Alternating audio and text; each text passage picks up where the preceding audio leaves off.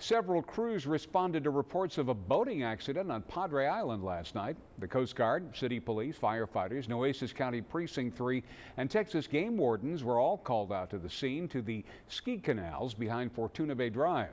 Captain Ben Baker with the Texas game warden say the accident involved one boat and two parked jet skis.